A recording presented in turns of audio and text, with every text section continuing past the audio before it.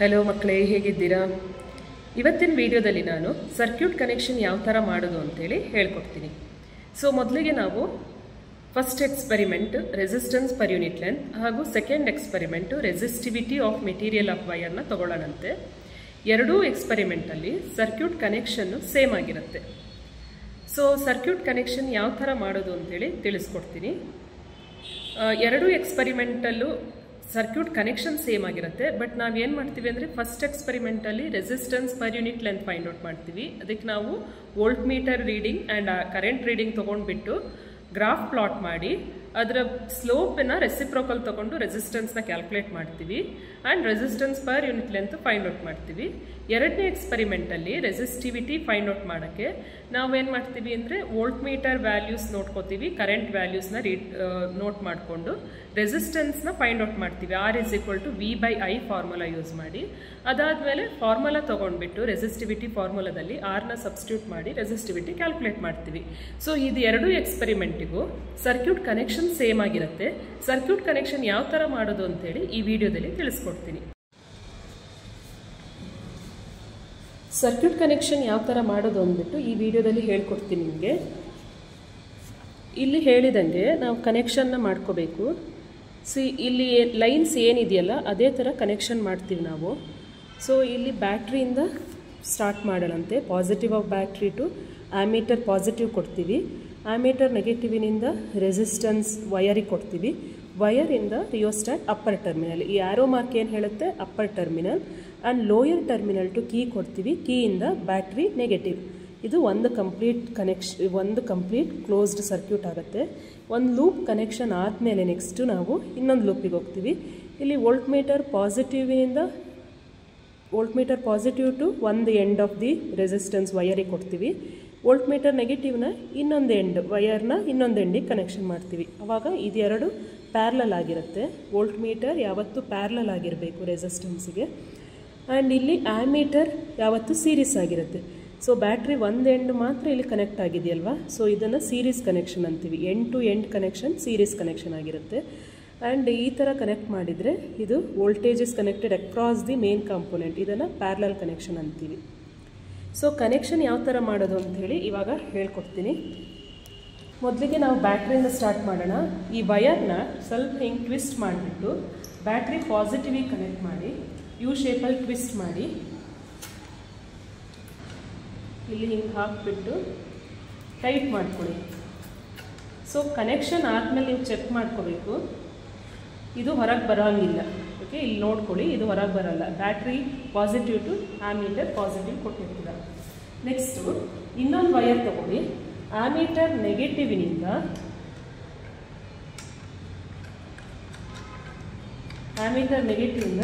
ರೆಸಿಸ್ಟೆನ್ಸಿಗೆ ಕೊಡಿ. ಇದು ರೆಸಿಸ್ಟೆನ್ಸ್. ನಾವು ಇಲ್ಲಿ ಈ ವಯರ್ನ ವೂಂಡ್ ಮಾಡಿರ್ತೀವಿ. ಇದರ ರೆಸಿಸ್ಟೆನ್ಸ್ ಫೈಂಡ್ ಔಟ್ ಮಾಡಬೇಕು ನೀವು. ಇದಕ್ಕೆ ಪಾಸಿಟಿವ್ ನೆಗೆಟಿವ್ ಇರಲ್ಲ, ಒಂದು ಎಂಡಿಗೆ ಕನೆಕ್ಟ್ ಮಾಡ್ಕೊಳ್ಳಿ. ಹೀಗೆ ಕರೆಕ್ಟಾಗಿ ಟೈಟ್ ಮಾಡ್ಕೋಬೇಕು. ಸೊ ನಮಗೆ ಇವಾಗ ಈ ಥರ ಕನೆಕ್ಷನ್ ಆಯಿತು ಅಂದರೆ ಇವಾಗ ಇದು ಬ್ಯಾಟ್ರಿ ಪಾಸಿಟಿವಿನಿಂದ ಆಮೀಟರ್ ಪಾಸಿಟಿವ್ ಕೊಟ್ಟಿದ್ದೀವಿ, ಆಮೀಟರ್ ನೆಗೆಟಿವಿನಿಂದ ರೆಸಿಸ್ಟೆನ್ಸ್ ಆಫ್ ದ ವಯರ್ ಇದಕ್ಕೆ ಕನೆಕ್ಟ್ ಮಾಡಿ. ಈ ವಯರಿಗೆ ಕನೆಕ್ಟ್ ಮಾಡಿದ್ದೀವಿ. ವಯರ್ನ ಇನ್ನೊಂದು ಎಂಡನ್ನು ರಿಯೋಸ್ಟಾಟ್ ಅಪ್ಪರ್ ಟರ್ಮಿನಲ್ಲಿ ಕೊಡ್ತೀವಿ.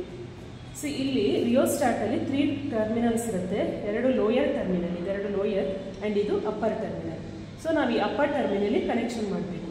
ನಾವೀಗ ಈ ಅಪ್ಪರ್ ಟರ್ಮಿನಲ್ಲಿ ಕನೆಕ್ಟ್ ಮಾಡಿದ್ವಿ ಅಂದರೆ ಅಪೋಸಿಟ್ ಲೋಯರ್ ಟರ್ಮಿನಲ್ನ ಯೂಸ್ ಮಾಡ್ಕೋಬೇಕು. ಇದೆರಡನ್ನು ಯೂಸ್ ಮಾಡ್ಕೋತೀವಿ.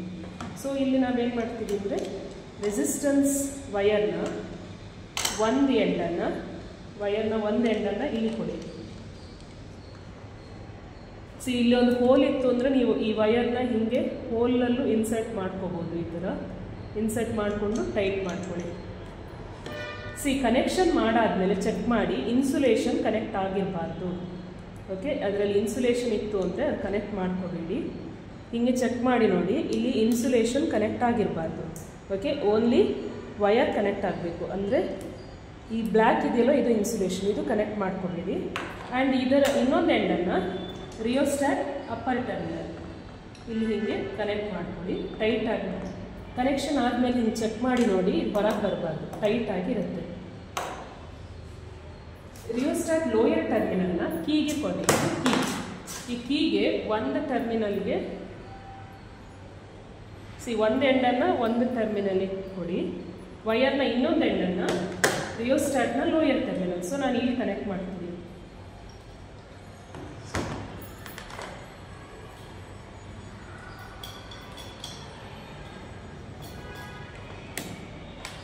ಅದಾದಮೇಲೆ ಇವಾಗ key to battery negative, key ಇದು ಇನ್ನೊಂದು ಟರ್ಮಿನಲ್ನ ಬ್ಯಾಟ್ರಿ ನೆಗೆಟಿವ್ ಕೊಡಿ.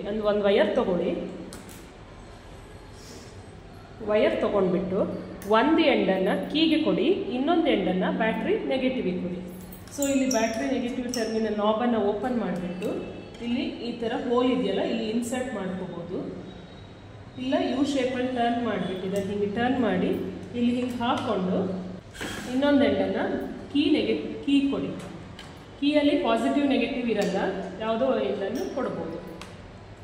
ಸೊ ಇಲ್ಲಿ ನಾವೀಗ ಫಸ್ಟ್ ಒಂದು ಕಂಪ್ಲೀಟ್ ಈ ಕ್ಲೋಸ್ಡ್ ಪಾತನ್ನು ಕಂಪ್ಲೀಟ್ ಮಾಡಿದ್ದೀವಿ. ನೆಕ್ಸ್ಟ್ ವೋಲ್ಟ್ ಮೀಟರ್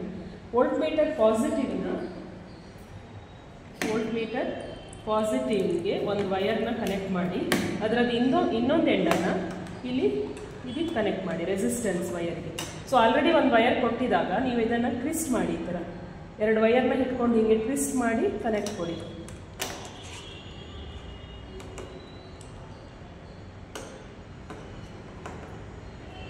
ಓಕೆ, ಅದು ಹೊರಗೆ ಬರಬಾರ್ದು, ಹೊರಗೆ ಬಂತು ಅಂದರೆ ಮತ್ತೆ ಪುನಃ ಕನೆಕ್ಷನ್ ನೀಟಾಗಿ ಮಾಡಿಕೊಡಿ.